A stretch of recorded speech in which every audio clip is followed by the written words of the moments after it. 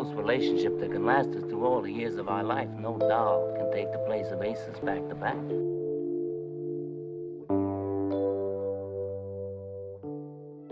Marlon Brando may be remembered as the powerful Don Corleone in The Godfather, but behind the Hollywood glory was a man haunted by shadows he could never escape. Brando was more than a screen legend. He was a storm of brilliance, scandal, and pain.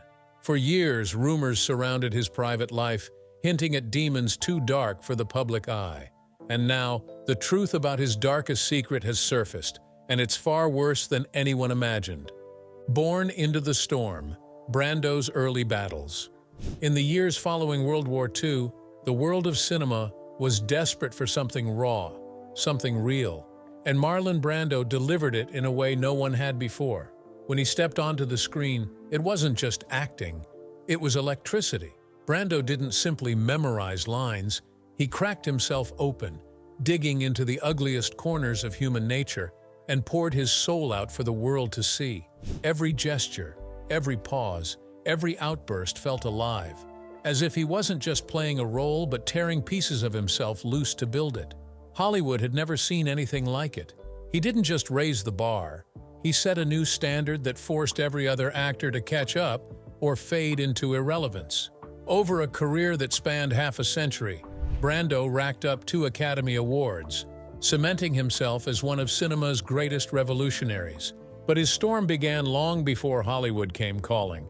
Born Marlon Brando Jr. on April 3, 1924, in Omaha, Nebraska, he was the only son of Marlon Brando Sr., a traveling salesman, and Dorothy Pennebaker, a stage actress who was rarely home. His mother's absence left young Brando clinging to the family's housekeeper for comfort, until she too left to marry, leaving him with the scars of abandonment he never truly healed from. His 2 older sisters, Jocelyn and Frances, lived through it all with him, but what they shared most in that house was chaos. Both parents battled alcoholism, and his father's abusive temper, mixed with his mother's frustrations, created the kind of storm that could break a child, or in Brando's case, give him an emotional reservoir he would later bleed onto the screen. By 1930, the family had moved to Evanston, Illinois, where Brando became a mimic, a prankster, and eventually a boy who found solace in performance.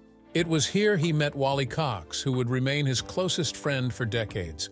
But stability never lasted long in the Brando household. His parents separated in 1936, dragging him and his sisters to Santa Ana, California, only for the couple to reconcile 2 years later. Brando's father then bought a farmhouse in Libertyville, Illinois, where Marlon tried to balance school, sports, and drama. He thrived on the stage but failed at nearly everything else, eventually repeating a year and getting expelled in 1941 for his endless misbehavior. His father, tired of his antics, shipped him off to Shattuck Military Academy, the same school he had once attended. There, Brando shone in acting once again, but couldn't outrun his defiance. In 1943, after clashing with an officer during maneuvers, he was placed on probation. When he broke the rules again, sneaking into town, the faculty voted to expel him. Students thought it was too harsh, but Brando had made up his mind. He wasn't going back. Instead, he walked away from school altogether. What followed was a period of drift. He worked as a ditch digger, a grueling job his father arranged, and even tried to enlist in the army during the height of World War II. But a routine physical exposed an old football injury from Shattuck, a bad knee that left him officially unfit for service. With no war to fight and no plan to cling to, Brando turned toward the only thing that ever made sense: acting. Following in his sister's footsteps, he moved to New York and enrolled at the American Theater Wing Professional School, part of the dramatic workshop at the New School, under the eye of German director Erwin Piscator. His sister Jocelyn remembered that Marlon stumbled into acting after performing in a school play, realizing it was the first thing he truly enjoyed. George England, a lifelong friend, would later recall that New York gave Brando something he had never known before: acceptance. In a world where he had grown up ridiculed, rejected, and bruised, the stage became the one place where his chaos made sense. In those early months, he was broke, often crashing on friends' couches or staying with Roy Somlyo, who would go on to become a celebrated Broadway producer. Yet even in those lean years, Brando was already honing the instincts that would change cinema. Under the mentorship of Stella Adler, he embraced the Stanislavski system, a method that demanded total immersion, living as the character, breathing their fears, and bleeding their pain. Adler often recalled an exercise where she asked her students to act like chickens while imagining a nuclear bomb about to drop. Most flapped around wildly, but Brando sat down and pretended to lay an egg. When Adler asked why, his response was simple: "I'm a chicken. What do I know about bombs?" That authenticity, the refusal to perform for the sake of performance, would define him forever. Despite being branded a method actor, Brando despised Lee Strasberg, the man often credited with championing the technique in America. He dismissed Strasberg as a fraud, an ambitious man who exploited actors for his own gain. Brando insisted he learned from Adler and later from director Elia Kazan, not from Strasberg, whose cult-like following baffled him. He admitted to dropping by the actor's studio, but not for Strasberg's so-called wisdom. He went for Kazan's lessons, and, as Brando confessed with typical bluntness, because there were plenty of attractive women there. What Brando built wasn't just technique, it was a revolution. Dustin Hoffman would later explain that Brando's approach was startlingly natural. He would casually chat with cameramen or co-stars about their weekends, even after the director called action, refusing to snap into character until he felt the lines flowed as easily as real conversation. Once he reached that point, his delivery was effortless, almost unsettling in its realism. To some directors, this came off as arrogance or difficulty, but to the actors who stood across from him, it was brilliance. Brando himself later reflected on what he brought to the screen. In the 2015 documentary Listen to Me, Marlon, he remarked that before his arrival, actors were like breakfast cereals, predictable, polished, and packaged. He shattered that illusion. Every performance was dangerous, alive, and unpredictable. He wasn't just another actor, he was the storm that blew Hollywood wide open. But the storm began far earlier, on Broadway, making it to the big stage. By the mid-1940s, New York theater was a jungle of ambition, and Brando, fresh from his training at the New School, was a restless animal tearing through it. He tested his Stanislavski training in summer stock, bringing an intensity that dazzled and infuriated in equal measure. He could set the stage on fire one night and sabotage himself the next. It was classic Brando, brilliant and reckless in the same breath. In 1944, his talent finally pushed him onto Broadway with I Remember Mama. Critics whispered about the raw newcomer who didn't look like he was acting at all. The whispers turned to roars with Truckline Cafe, where Brando embodied a broken veteran with such force that, even though the play flopped, the New York drama critics crowned him most promising young actor. But for every door he opened, Brando slammed another. Alfred Lunt tried to groom him for Oh Mistress Mine, only for Brando to blow the audition by refusing to read his lines properly. He shrugged it off, as if greatness would come to him regardless. And in truth, it did. By 1946, he was already standing in A Flag is Born, refusing to take more than the actor's equity wage, while his co-stars pocketed higher salaries. That same year, he worked with Katharine Cornell in Candida and Antigone. She admired him, though many Broadway veterans scoffed at method actors like him. Still, they couldn't deny the raw brilliance that radiated from him. Not every opportunity tempted him. Eugene O'Neill's The Iceman Cometh was offered, but Brando tossed the script aside, sneering that it was ineptly written and poorly constructed. He fell asleep trying to read it. For any other struggling actor, such arrogance would have been career suicide. For Brando, it was just another notch in his myth. His agent lined him up for The Eagle Has Two Heads with Tallulah Bankhead, and it exploded into chaos. Bankhead thought he was brilliant and unbearable in equal measure. He muttered through rehearsals, scratched himself, picked his nose on stage. Producer Jack Wilson finally snapped, demanding to know when Brando would stop hiding behind the method and actually act. Brando's response? He bellowed back with such raw power that the entire cast froze in awe, then shrugged. "They don't think you can act unless you can yell." Bankhead fired him soon after. It should have been a disaster, but instead it opened the door of destiny. Months later, Tennessee Williams and Elia Kazan were casting A Streetcar Named Desire. Bankhead, in her own acid way, practically recommended him, writing to Williams about a total pig of a man without sensitivity or grace who would be perfect as Stanley Kowalski. And she was right. When Brando auditioned, Williams confessed it was the best reading he had ever heard. Brando modeled Stanley after boxer Rocky Graziano, hanging around gyms until he could mimic his walk, his voice, his entire being. Graziano nearly fainted. Brando's Stanley Kowalski didn't just shake Broadway, it split it wide open. His primal energy against Jessica Tandy's fragile Blanche rewrote the rules of performance. When Hollywood adapted Streetcar in 1951, Brando dragged his hurricane to the screen, earning his first Oscar nomination and cementing himself as the face of a new era. He followed it with Viva Zapata, immersing himself so deeply in the role of Emiliano Zapata that he lived in Mexico beforehand to absorb its rhythms. By 1953, he held his own against British stage titans in Julius Caesar as Mark Antony. Critics had doubted him, but when he delivered the Friends Romans Countrymen speech, the sneers vanished. Gielgud himself offered him a season in London. Brando turned it down. That same year, he roared into pop culture history with The Wild One.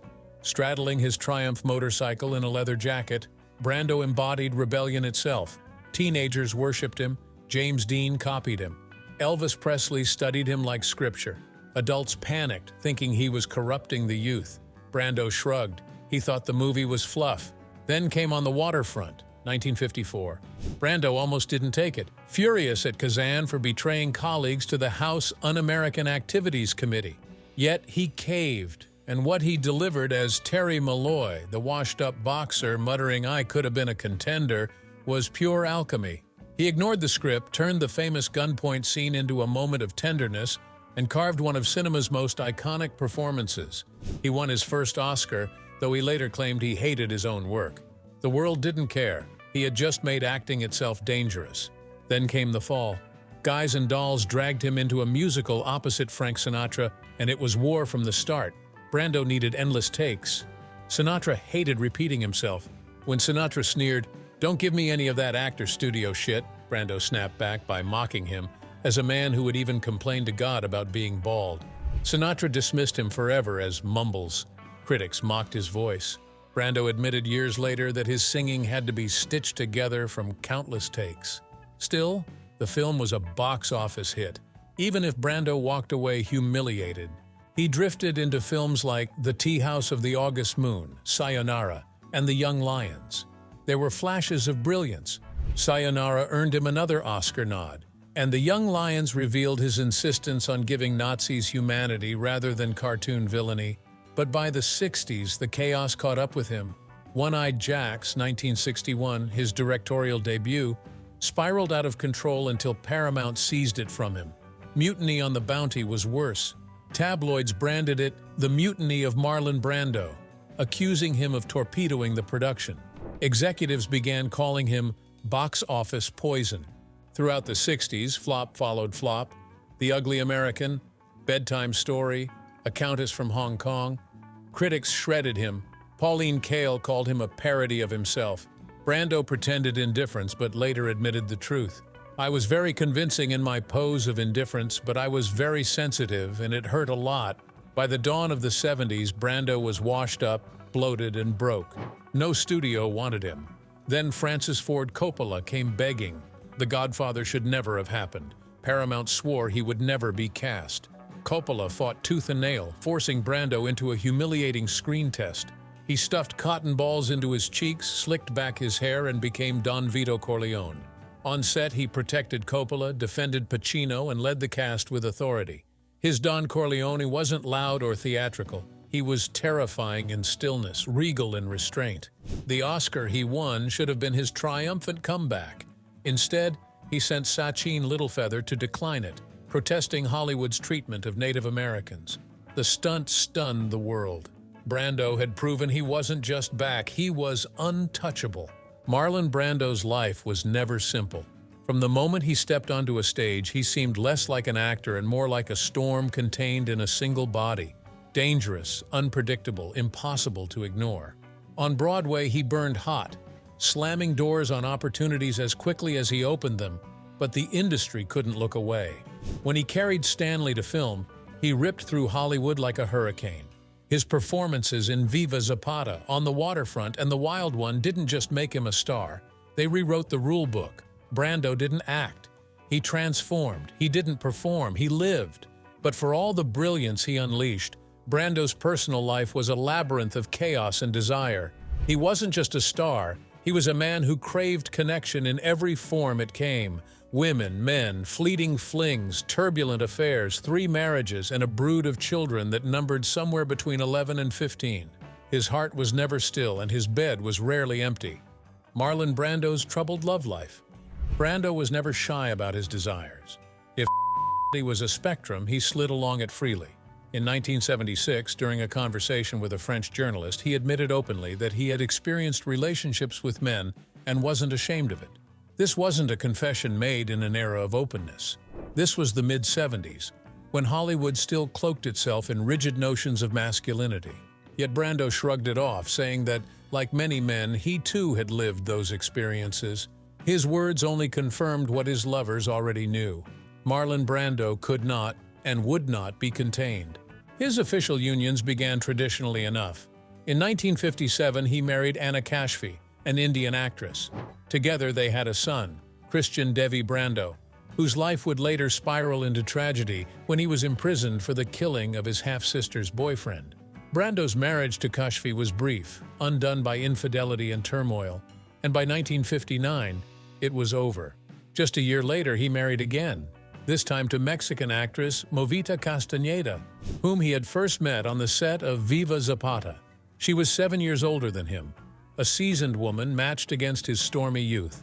They had 2 children before parting ways in 1962. That same year, Brando fell into yet another marriage, this time with Tarita Teripaya, a 19-year-old Polynesian beauty he met while filming Mutiny on the Bounty. Brando was 37, twice her age, and already carrying the weight of 2 failed marriages. Yet their connection was undeniable. They married, had 3 children together, and tried to build a family out of the ashes of his chaos. By 1972, that union too had collapsed.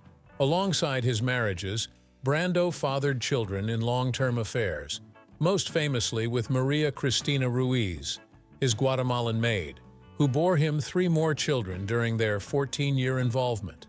He also adopted several others, raising a family that sprawled wider than he ever admitted publicly. But marriage, for Brando, never stilled the hunger. His lovers ranged from Hollywood royalty to unlikely companions, and the stories attached to him could fill volumes. There were rumors of a fling with Jackie Kennedy in 1964, just a year after her husband's assassination. According to biographer David Heyman, Brando described an evening where dinner turned into dancing, and dancing turned into intimacy, with Jackie herself asking him to spend the night. They reportedly saw each other twice before she pulled away, but the legend of the First Lady and the rebel actor lived on. Brando's affairs crossed gender lines. In 2018, Quincy Jones casually revealed that Brando and comedian Richard Pryor had been lovers. Pryor's widow confirmed it, while Pryor's daughter vehemently denied it, unwilling to accept the claim. Jones didn't stop there. He added Marvin Gaye and James Baldwin to the list, describing Brando as a man who would sleep with anything. It was shocking, salacious, and in many ways, believable.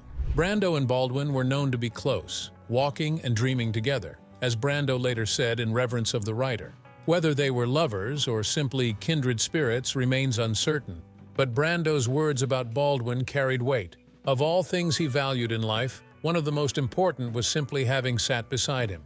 Then there was Marilyn Monroe, perhaps Hollywood's most enduring symbol of fragility and seduction. Brando admitted he spoke to her just days before her death. Rumors suggest the two had casually dated in 1955, with at least one romantic encounter between them. Yet George England, Brando's close friend, insisted nothing serious happened, saying Monroe wasn't really his type. Still, the speculation persisted, feeding into the endless mythology that surrounded both stars. Other affairs were less romantic and more primal. Jackie Collins, barely 15 at the time, claimed she had a brief but electric fling with Brando in the early 50s.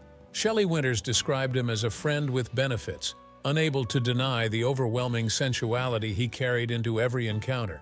Rita Moreno, though, lived through the full hurricane of Brando's love. Their 8-year affair nearly destroyed her. She wrote that she almost died from loving him, scarred by his infidelity, his insistence that she terminate a pregnancy, and the emotional wreckage he left behind. Yet she admitted he was the most thrilling lover she had ever known, the lust of my life, even as she later found true love with another man. Brando's reputation was as messy as it was legendary. In her memoir, Madame Heidi Fleiss recalled spending 8 exhausting hours with him in his 70s, amused and slightly disturbed by his habit of eating grapes during. Other rumors pushed into darker territory. Authors Darwin Porter and Danforth Prince alleged he had a sadomasochistic relationship with James Dean, claiming Brando played the dominant role, extinguishing cigarettes on the young actor's flesh. They also wrote of a fling with Cary Grant, though Porter's reputation for sensational claims makes these stories difficult to confirm. Still, with Brando, nothing seemed impossible.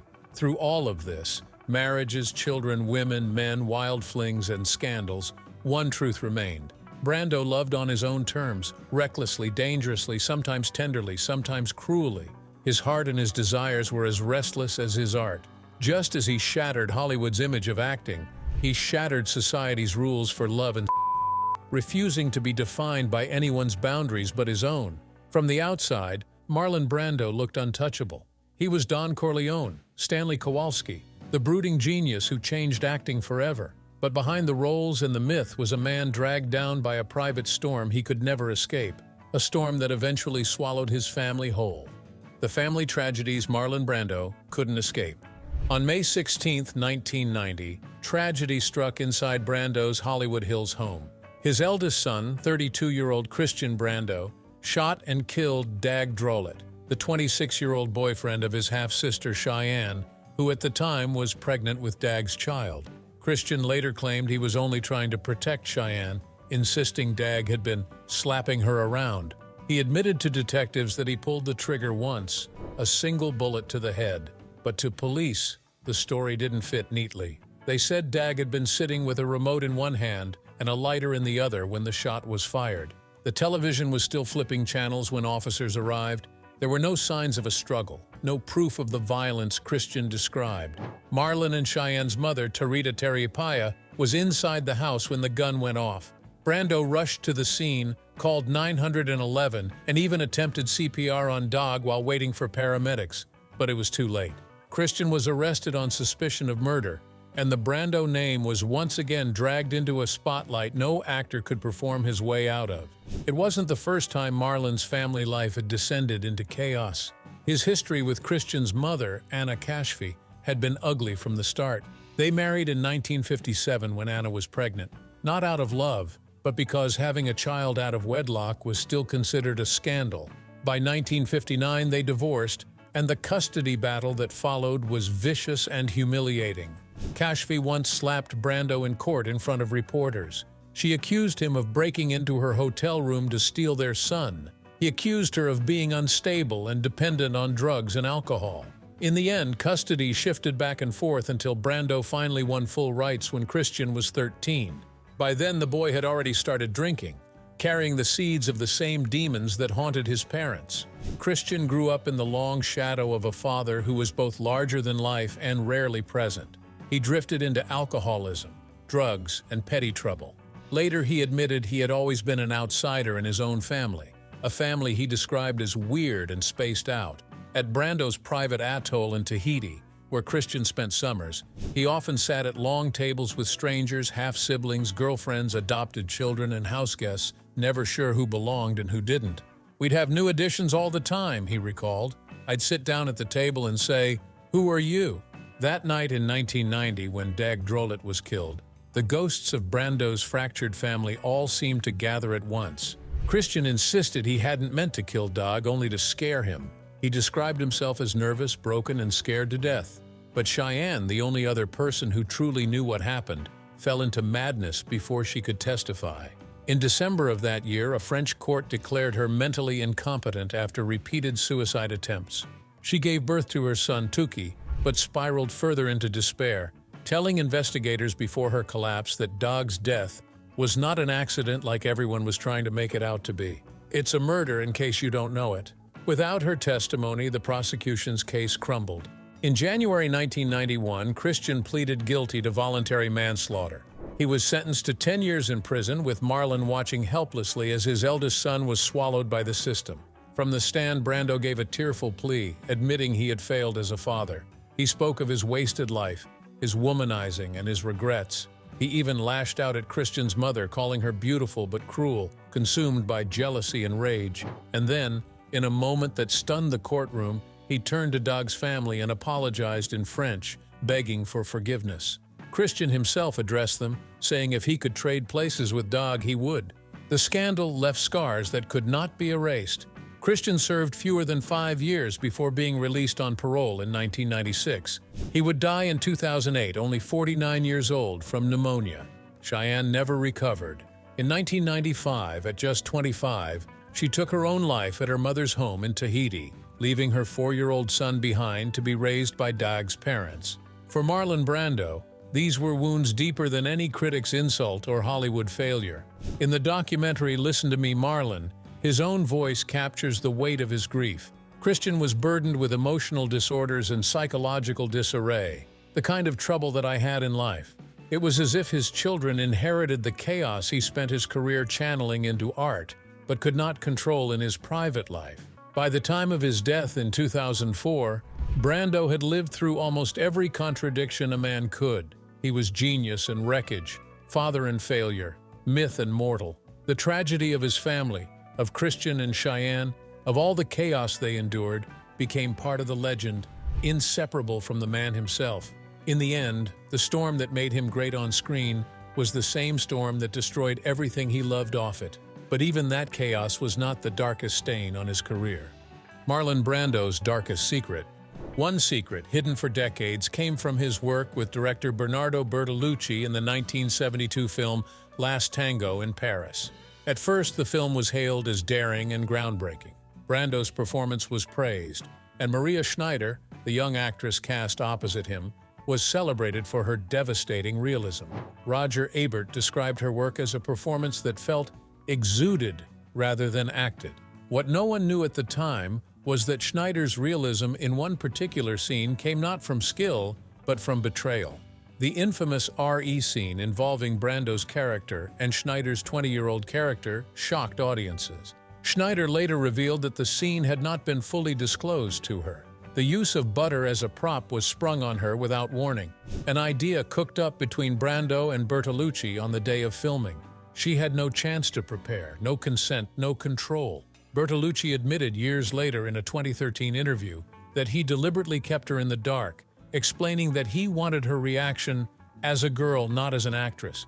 He acknowledged she hated both him and Brando for it, but offered no real remorse beyond claiming he felt guilty without regret. For Schneider, the experience was devastating. In a 2007 essay, she wrote that she felt humiliated and violated, describing the moment as feeling a little arid, both by Marlon and by Bertolucci. She recalled that Brando never comforted her afterward, never apologized, and thankfully there was only one take. Schneider was just 19 when she filmed the scene. Brando was 48. Her career never recovered in Hollywood. Though she worked steadily in France, she never agreed to another nude scene and remained haunted by the betrayal. She died in Paris in 2011 at the age of 58, still carrying the weight of what had happened. When the truth resurfaced, outrage followed. Actresses like Jessica Chastain and directors like Ava DuVernay condemned the film as nothing less than the documented violation of a teenager on screen. Chris Evans expressed rage. The world looked back at Brando, Bertolucci, and the film that had once been celebrated as art and saw instead a scandal that could never be erased. It revealed the darkest side of Brando's career. Behind his genius were choices and silences that left scars not only on his family, but also on those who crossed his path. Do you think Marlon Brando was a brilliant actor? Let us know in the comments below. Don't forget to like, share, and subscribe. Also click the next video shown on your screen. You will enjoy it.